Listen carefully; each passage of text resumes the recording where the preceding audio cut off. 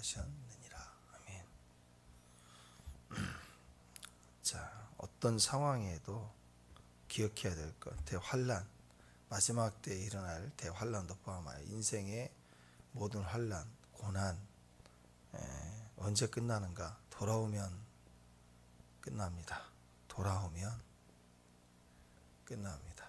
그 돌아온다는 방법, 구체적으로 제일 첫 번째 눈물이죠. 우는 게 돌아오는 거예요. 울어야 돼요. 이 시대에는 울 줄을 몰라요. 괜찮은 척, 슬프지 않은 척, 두려운데 두렵지 않은 척. 또 마땅히 울어야 될 자리인데 피하고 외면하고 변명하고. 그래서 가만히 보면 울 때 울 수 있는 사람이 얼마나 될까? 없다라는 거죠. 그래서 오늘 머리통 속이 다 물인, 두 눈이 수도꼭지인 선지자 중에서 울지 못한 시대에 울어야 될 선지자를 보내서 40년 내내 울게 하시는 하나님. 울어라 애곡하고 눈물 떨어지게 하라. 눈물이 쏟아지게 하라. 그거 눈물 보시면 기회를 주시는데 울지 못하는 이 세대, 오히려 원망, 아픈데 원망으로 가요. 아프면 울어야 되거든요. 아이들도 아프면 울어요. 근데 아이들은 어렸을 때 누구도 예외 없이 아프면 우는데 어른이 돼가지고는 아프면 울지를 못하고, 어른 되고 나서는 아프면 원망해.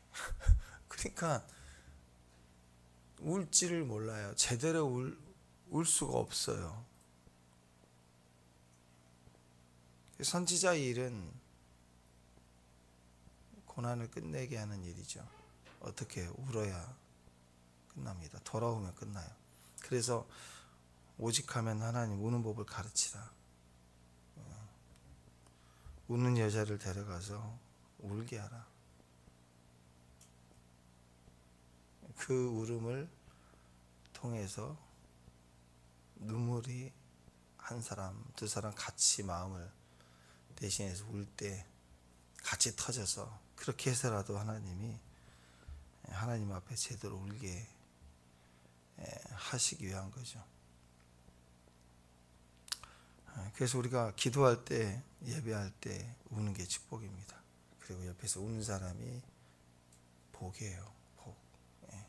여러분 주변에 우는 사람, 눈물이 있는 사람에게는 존중해주고, 그리고 인정해주고 축복해줘야 돼요. 축복합니다. 아멘. 특별히 그냥 수도꼭지 같은 사람 보면 머리통에 다 물이에요. 물 같은 사람. 온통 하나님으로 가득 차있어요. 그래서 주님 얘기만 나오면, 찬송이 나오면 막 쏟아내는 사람. 저는 이 시대도 그렇지 않은가 싶어요. 이 시대에 너무 다들 똑똑해서요, 요즘 사건 사고만 너무 많이 터지잖아요. 우는 사람이 별로 없어요. 그냥 누구 때문이다, 보상하라, 뭐하다, 이것만 막 우르르 몰려다니면서 외쳐대는 것만 남아있어요. 그래서 뉴스 같은 거 보면 정신이 막 복잡해지는 거야. 탁 여기저기 흔들어대고 외쳐대고 잘못했다, 바꿔놔라, 맨날 이런 것만 나오니까 머리가 복잡해요. 집에서도 그냥 애들이 누가 막 이게 이렇다 저렇다, 다 키워놨더니 이제 자식들이 이래라 저래라 가르치기만 하려고 하고, 교회도 그냥 이래라 저래라, 왜 이러냐 저러냐. 우는 사람이 없어요. 우는 사람. 교회는 울어야 됩니다. 우리 집에 우는 사람이 축복입니다. 마지막 때를 가진 사람. 그래서 요즘 이제 마지막 때가 되니까 별 사람들 많이 생겨나잖아요. 막 선지자다 뭐하다. 오늘 우리 답을 찾았어요. 어떤 사람이 진짜 메시지를 가진 사람, 우는 사람이에요. 그 무시무시한 심판을 막 눈물 한 방 없이 어떻게 전할 수 있죠? 그 막 지금 심판이다, 지금 생각해 지금 전쟁이다, 막 폭탄이 터지고 사람이 죽어나가는 걸 내 현장에서 보는 것보다 리얼할 텐데 얼마나 두려워요. 근데 그거 하나 눈물 하나 없이 막 나는 봤다 그러면서 더럽지. 그래서 뭐 바람잡이도 아니고 여기 돈 받고 대신 울어주는 사람보다도 못해. 그 사람은 직업이 눈물이니까 울긴 하겠지만 그래도 그 사람들 안에도 울어줌이 있다고요. 공감해 주는 게. 진짜는 눈물이에요, 눈물. 그래서 제대로 울어야 돼요. 축복합니다. 이제 다시 제대로 엄마가 돼야 돼. 엄마로 돌아와야 돼. 진짜 엄마로. 아니, DNA상 엄마 말고 생리학적 엄마, 진짜 엄마, 진짜 아빠, 진짜 교인으로 돌아와야 됩니다. 눈물 보이면 다 산다고 그랬죠. 두 번째가 뭐냐, 하나님께 어떻게 돌아오는가. 두 번째는 자랑에서 돌아와야 돼. 자랑을 바꿔야 돼. 자랑이 바뀌는 은혜가 임해야 돼. 그게 돌아오는 거예요. 아직도 다른 눈물처럼 자랑이 엉뚱한 자랑을 하고 있다. 그럼 큰일 나는 거죠. 자랑이 바뀌어야 된다는 거죠. 23절, 24절 한번 읽어보십시다. 23절, 24절. 자, 시작. 여호와께서 이와 같이 말씀하시되 지혜로운 자는 그 지혜를 자랑하지 말라. 용사는 그 용맹을 자랑하지 말라. 부자는 그의 부함을 자랑하지 말라. 자랑한 자는 이것으로 자랑할지니 곧 명철하여 나를 아는 것과 나 여호와를 사랑, 정의, 공의를 땅에 행하는 자인 줄 깨닫는 것이다. 나는 이 일을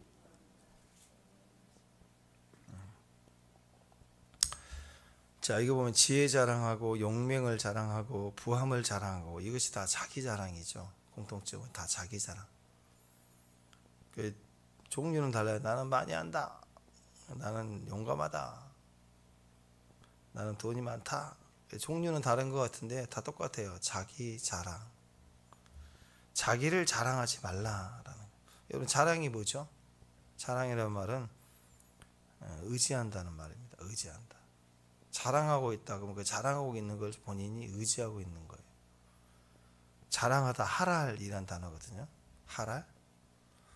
자랑하다, 하랄. 원래 이 하랄은요, 빛나다. 그 다음에 이렇게 칭찬하다. 빛을 착 발산하다, 칭찬하다. 그 다음에 정신없이 짓거리다, 어리석다, 이런 뜻이에요.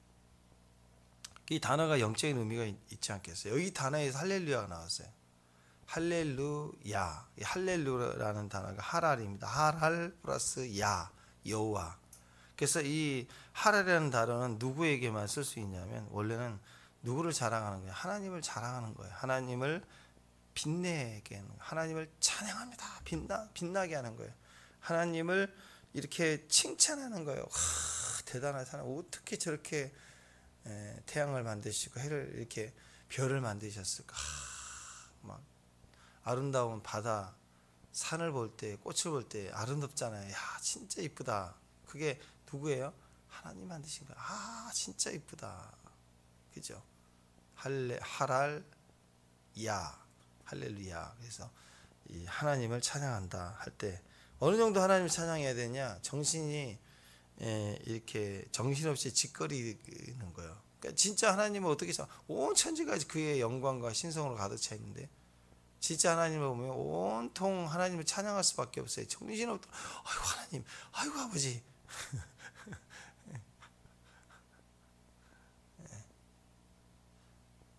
며칠 전에 이제 작전역 갔다 이렇게 오는데 어떤 분이 우산 쓰고 가다가 그 고무 신발 이렇게 구멍 난 거 큰 거 있잖아요. 그게 요즘 뭐라고 그래 이름이. 근데 좀 크잖아요. 이렇게 편한 거 신발 이렇게 그 버섯같이 큰 거 넣어가지고 이렇게 편한 거 그거. 근데 그분이 이렇게 오다가 크니까 딱 그 이렇게 발이 젖으려면서 땅을 부딪히니까 넘어지려고 하는 거. 우산 쓰고 이렇게 넘어지는데 아버지 순간적으로 열심히 아버지 찾는 사람 없는데 여자분이 한 60 정도 되신 것 같은데 세 번째 아버지는 편해졌어요. 아버지 이러면서 사람들 다 쳐다보는데 아버지를 찾는 분이 있네. 권사님이신가 그랬는데 무의식 가운데 나오는 거예요. 얼마나 하나님이 좋으면 막 정신 없이 짓거리는 거예요. 어리석어 보이는 거죠. 막 찬양할 그 다윗 보세요. 옷이 흘러내리도록 춤을 추고 찬양하니까 미갈이 그 채통 없다고 막 바보 아니냐고 그랬다가 저주받잖아요. 그러니까 세상 사람들 눈에는 시기가 나고 어리석어 보일 만큼 찬양하는 거예요.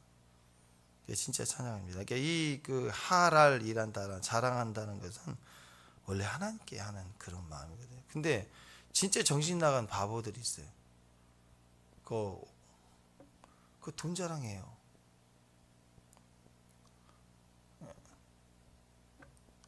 근데 몰라 본인만. 그 얼마나 어리석은지. 그 다음에 용맹을 자랑해. 그 다음에 또 뭐 지혜를 자랑. 그러다가 다 무너지는 거 아니겠어요? 그러니까 자랑한다 그러면 반복해서 막 돈 자랑하는 사람, 혹시 돈을 자랑하는 사람이 있다 그러면 한 번만 딱 자랑하죠. 인생에 최후에 나는 돈이 많다. 그게 끝납니까? 아니죠. 계속 자랑하죠. 그것은 현재 그 사람이 그걸 의지하고 있기 때문에 그래요. 그러니까 그거 간단해요. 그거 자랑한 사람은 그거 탁 치면 그냥 확 하는 거. 그 한 방에 다 끝나는 거예요. 모든 게 다 무너지는 거예요. 의지하고 있는 거예요. 절대적으로 의지하고 있는 거예요. 그래서 늘 자랑을 합니다.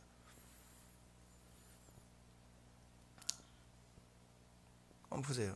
예언적 의미가 있긴 하지만 겉으로 그런 인생을 살았던 하나님의 사람들 모습 보십시오. 삼손 힘셌잖아요. 소전적으로. 힘 자랑하다 힘 자랑 때문에 죽잖아요. 결국.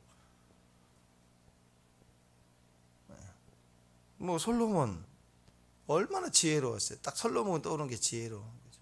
근데 그 지혜로운 것 때문에 그 평화를 샬롬을 유지하기 위해서 지혜를 발휘해요.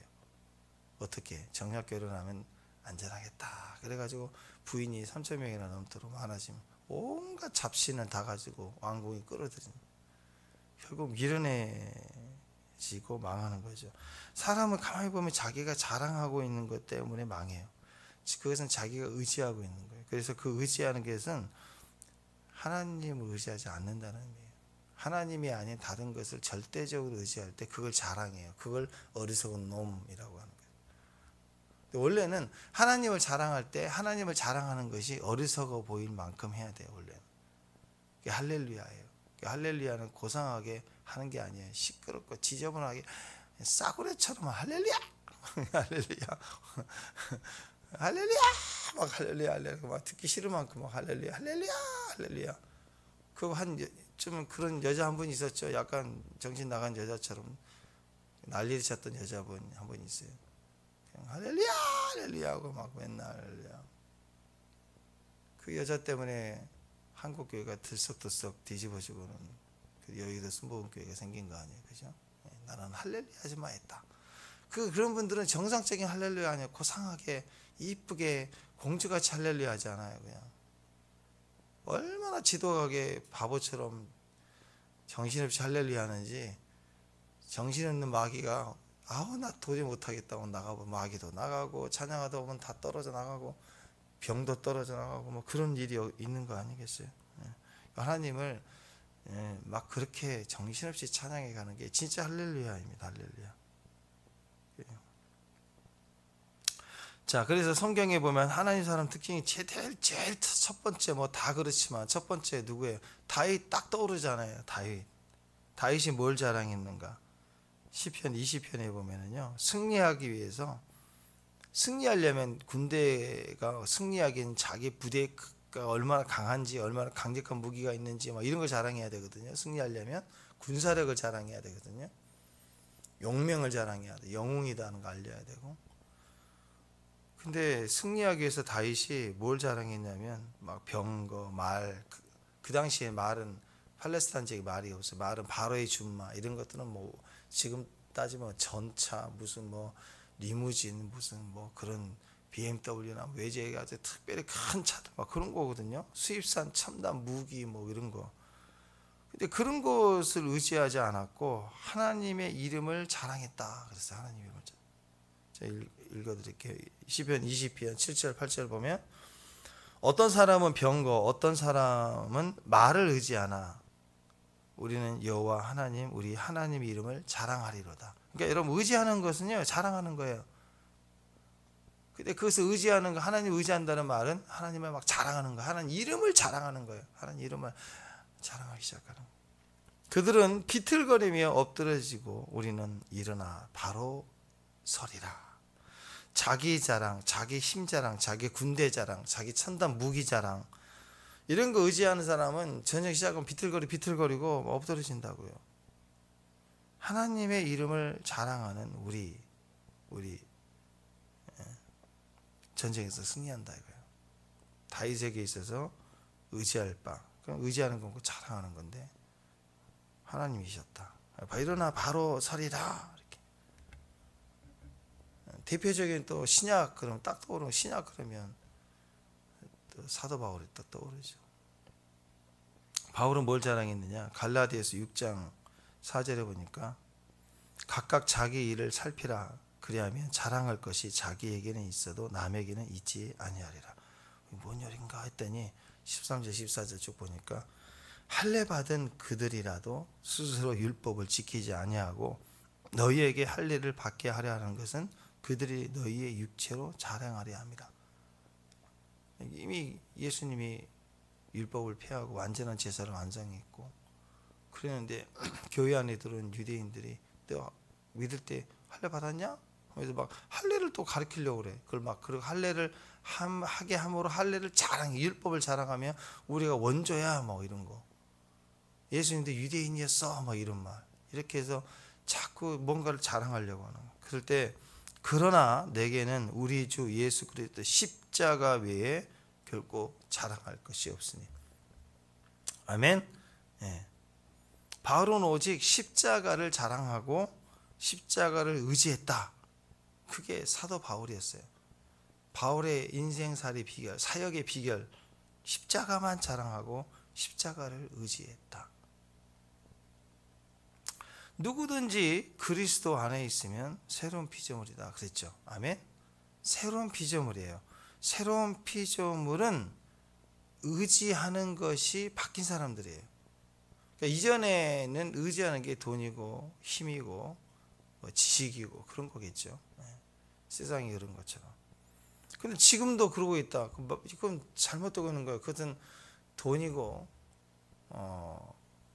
또 지식이고 또 명예고 용맹이고 하는 것들은 어느 정도 돼야 자랑이 되죠. 이제 한번 돈이라고 합시다. 우리가 이제 오늘 또 돈 자랑합시다. 자, 그러면 돈을 어느 정도 있어야 자랑이 될까요? 정해질 수 있나요? 정해질 수 있나요? 그래, 한 10만 원이면 나 자랑하겠다. 10만 원 생겼어. 그럼 자랑이 안 돼요. 왜냐하면 11만 원짜리 옆에 있거든. 이 옷 입고 자랑하려고 했는데 그보다 더 비싼 옷을 입은 사람이 꼭 집안에 있다고. 그러니까 이게 한도 끝도 없이 부를 자랑한다는 것은 한도 끝도 없는 거예요. 지혜도 난 다 한다. 뭘 다 알아요. 검색해보면 다 틀리는 게 얼마나 많은데. 그러니까 여러분 정해지지 않는 거 이렇게 힘 자랑하고 돈 자랑하고 아는 걸 자랑하는 것은요 우상이에요. 이미지예요. 그게 정해져 있지 않는 거예요. 우상은 종류가 워낙 많아요. 이런 것도 우상, 저런 것도 우상처럼 사람들의 그 두려움과 욕심을 반영하고 있는 것이기 때문에 심지어는 막 개구리, 옛날에 일본에 거기 갔더니 거기 마츠모토노 또 신이 개구리예요. 개구리 지저분한 개구리를 신으로 막 개구리 축제해요. 세계에서도 몰려와요. 그 개구리 축제하고. 우상의 종류가 워낙 많은 거예요. 사람들이 자기를 반영하고 두려움을 반영하고 욕심을 반영하고 있기 때문에. 어떤 사람은 돈 자랑할 땐 거하고 어떤 사람은 용명을 자랑할 땐 거하고 다 아는 걸 자랑하고 다 그렇다고요. 이게 세상입니다. 자, 그런데 사도 바울은 뭘 자랑하느냐? 십자가를 자랑하고 십자가를 의지했다. 그러니까 새로운 피조물은 이렇게 의지하는 것이 바뀐 사람들입니다. 그러니까 자랑하는 것이 당연히 달라요. 말하는 게 달라요. 지금 그 유다 백성이 지금 그들의 자랑이 바뀌면 안 망했죠. 의지하는 게 바뀌었으면 제대로 의지하는 것을 알았으면 안 끌려가죠. 포로로. 자랑이 바뀌면요 구원받습니다. 자랑이 바뀌면 치유받아요. 회복돼요. 자기적으로 감옥에 갇혔다 할지라도 감옥에 들어가는 순간 자랑하면 옥문이 열려요. 사도 바울이 그랬죠. 바울과 실라가 잡혔지만 들어가자마자 껌껌한 곳에서 찬양했더니 옥문이 열려요. 자랑하면 대적이 자기들끼리 치고 복병을 주신 하나님의 역사로 다 망해요. 자랑하면 기적들이 일어나기 시작하는 거예요. 기적. 자랑하셔야 됩니다. 아멘. 왜 우리는 자랑이 바뀐 사람들이에요. 의지하는 것이 바뀐 사람들이에요. 그러니까 딱 보면은 요 사람은 지금 앞으로 지금 곧 포로로 끌려갈 사람인가? 아니면 이 사람은 포로에서 돌아올 사람인가? 뭘 보면 알아요?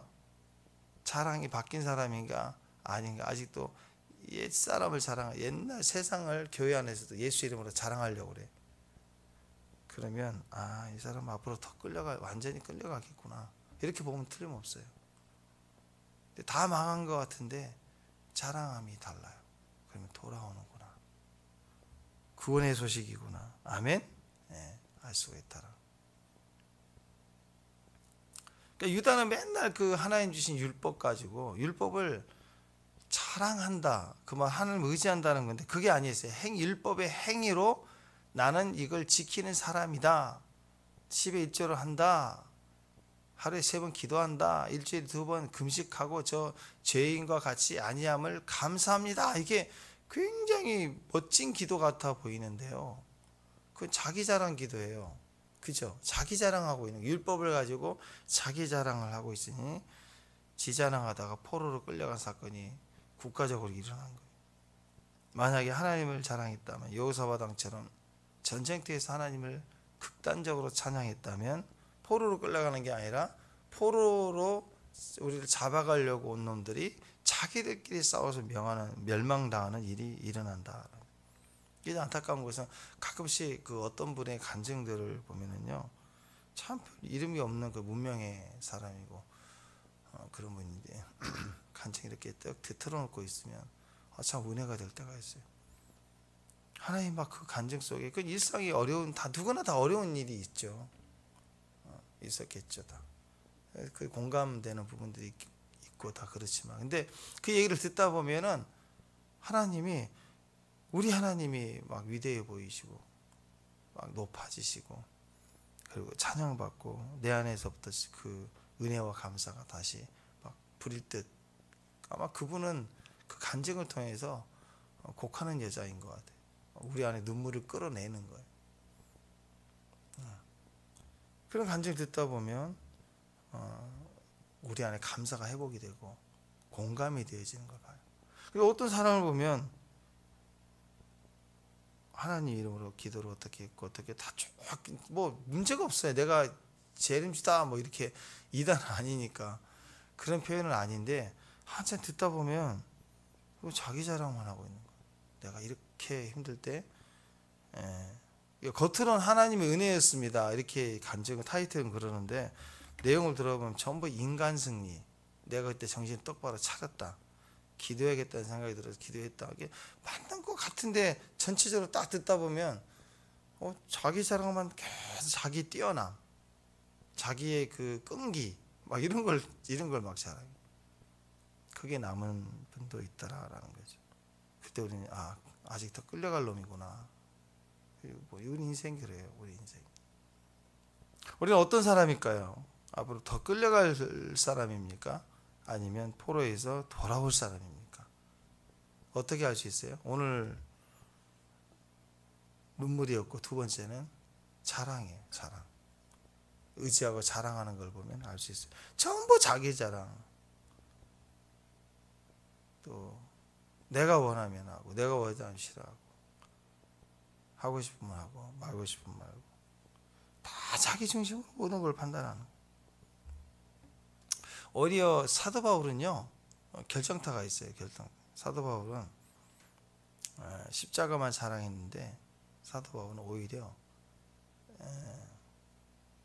고린도후서 11장 30절에 보니까 내가 부득불 자랑할진대 내가 약한 것을 자랑하리라. 막 자기 약한 걸 막 자랑해. 약한 거. 세상은 자기가 의지하는 거, 남들이 인정해 줄 만한 거, 그걸 막 자랑합니다. 자기 힘과 능력과 지혜를 막 과시하고자 자랑할 때, 그런 세상에서 자기의 약한 것을 자랑할 수 있다는 것은 굉장한 영성이죠. 왜 영성이라고 하느냐면 그건 그렇게 되지 않아요. 잘 안 해요. 알아도 안 되는 거예요. 이 말씀을 봐도 약한 걸 자랑하려고 하면 잘 안 되는 거예요. 이건 훈련되어져야 되는 거고, 훈련의 결과로 어떤 기술이 얻어진 것처럼 자기 안에 그리스도를 얻는 실질적인 기술이 영성의 훈련을 통해서 얻어진 사람만이 대중 앞에서, 환경 앞에서 약한 걸 자랑할 수가 있어요. 이거 영성인 거예요. 은사로 팍 주어져서 지금부터 되는 게 아니에요. 계속적인 자기 삶에서 자기를 꺾어야 되고 날마다 죽어야 되는 과정 속에서 완전히 죽을 때 그때 얻어지는 기술이에요. 기술. 영성이라고. 그냥 한번 반짝 떴다 봤다 꿈 보고 환상 보고 뭐 예언 받고 해서 되는 그런 문제가 절대 아닙니다. 약한 걸 자랑한다는 것은 많은 눈물이 있어야 되고 많은 찬양 속에서 내가 하나님을 이렇게 알아지는 그리스도를 얻는 실제적인 기술이에요. 그러니까 이 기술을 가지면 어떤 상황에서도 우리가 이길 수가 있어요. 약한 걸 자랑할 수 있어요. 약한 걸 자랑할 때 무너져 버려요. 선악과도 보세요. 네가 하나님처럼 되리라. 그 높아지실 때 무너졌잖아요. 하나님처럼 되리라. 왜 뭐하러? 그거 돼서 뭐하는데? 사도바 같은 영성을 가졌으면 그게 될까요? 이렇게 하면 예수님도 그랬잖아요. 천하만국에 뭐 영광을 주리라, 뛰어내리라. 그거 그럴 필요가 없는 걸 옆에서 하라고 하니까 그거 뭐하게? 그러잖아요. 그거 뭐하게?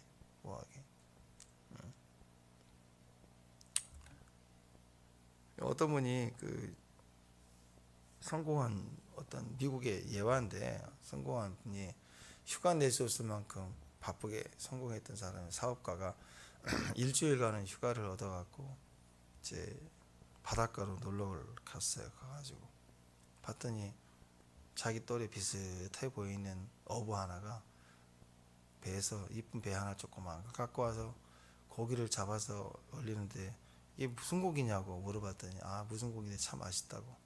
그러면 나한테 팔 수 있냐? 그랬더니 뭐 팔겠다고. 그래서 이제 시골 인심이잖아요. 그래서 조금 더 주고 해서 옆에서 구워서 먹었더니 너무 맛있는 거예요.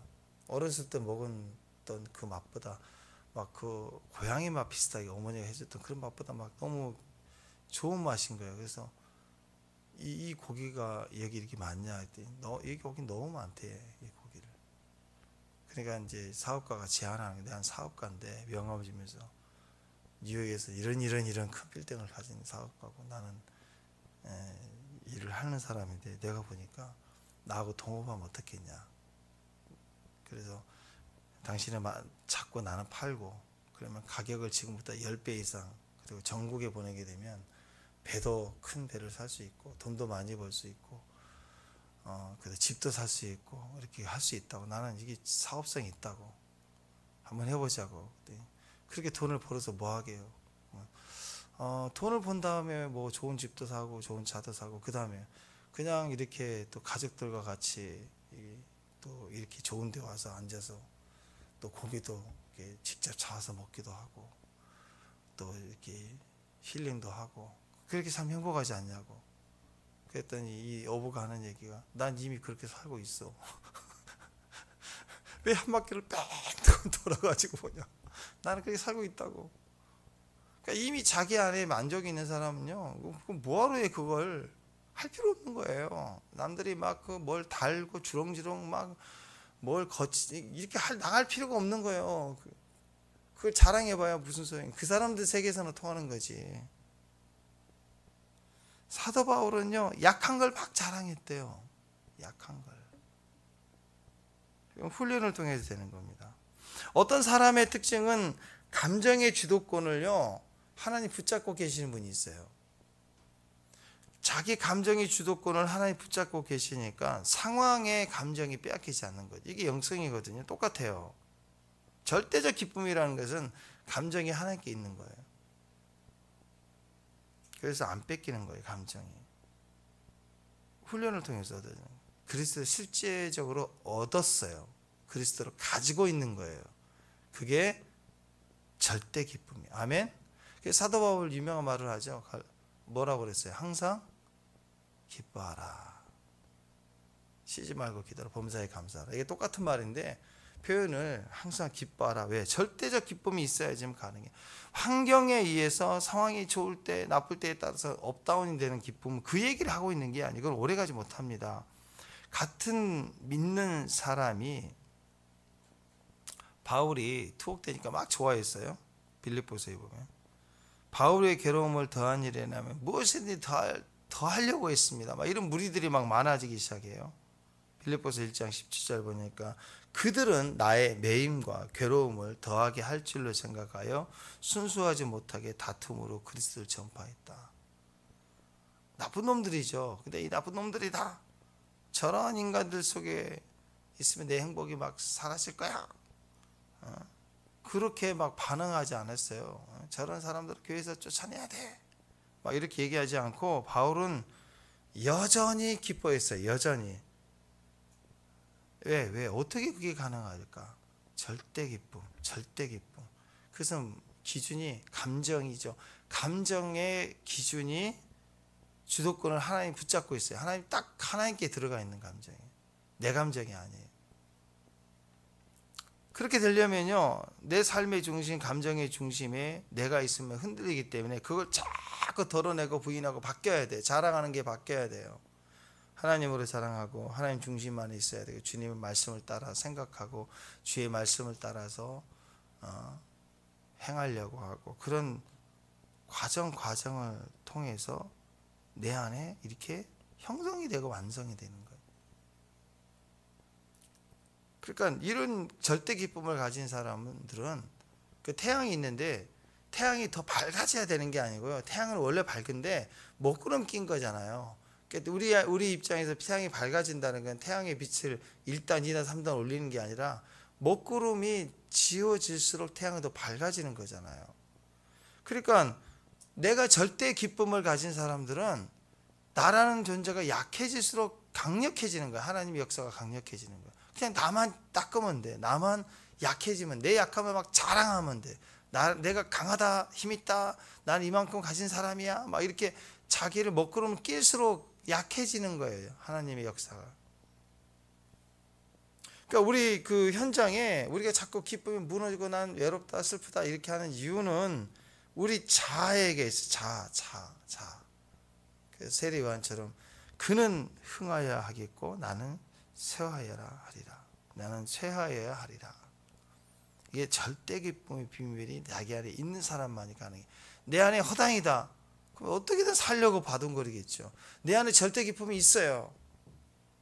햇살보다 밝은 그 예수 그리스도의 은혜, 영광의 은혜 이미 내 안에 있네. 그 찬양처럼 있는 거예요. 있으니까 어떻게 해? 나는 약해야 돼요. 자꾸 쇠하여야 되는 거예요. 그 생명이 강력하게 나타난다라는 거예요.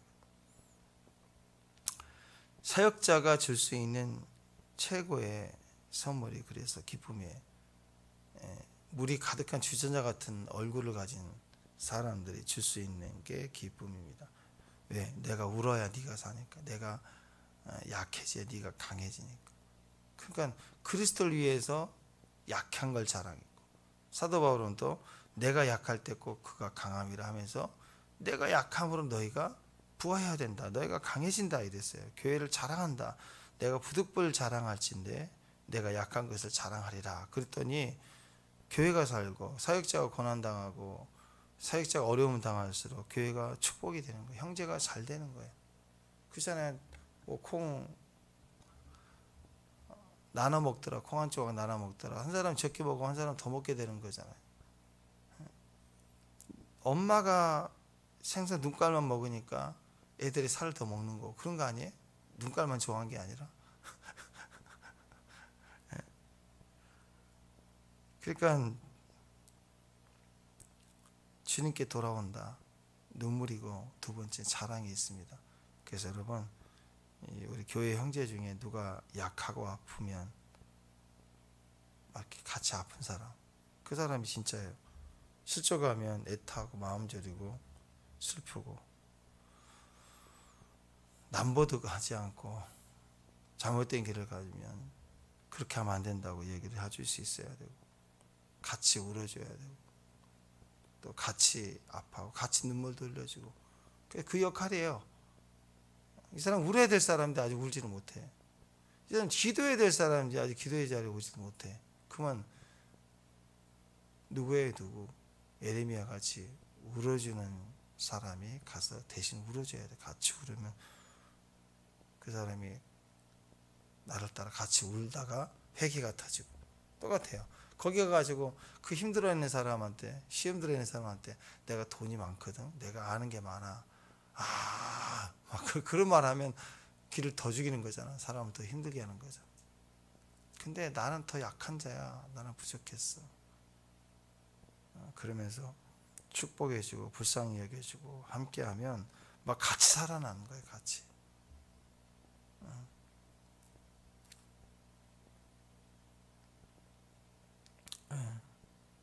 그래서 십자가를 내가 지고 하면서 십자가를 내가 지고 전체를 살려내는 마음으로 가는 사람들.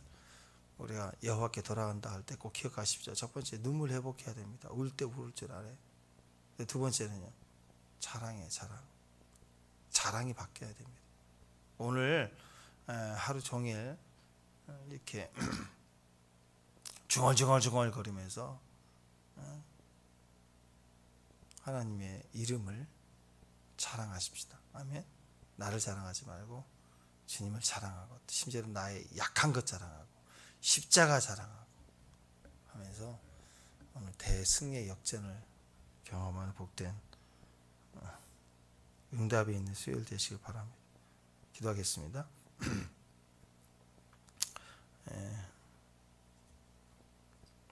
우리의 그 기대했던 기쁨이 무너지고 소원이 무너지는 그 자리에서조차도 빼앗길 수 없는 우리의 절대적 기쁨, 주님의 웃음이 우리 안에 있음을 믿습니다. 그래서 내 약함을 자랑하고 십자가 자랑하고 그리고 오직 하나님의 이름을 자랑할 수 있는 그걸 통해 주님께 돌아오는 주의 백성들, 주님의 행하심을 그 환경에 응답으로 볼 수 있는 사람들, 하나님 자랑이 바뀐 사람의 능력으로 오늘 하루도 승리하고 또 이기게 하옵소서. 예수님의 이름으로 기도합니다.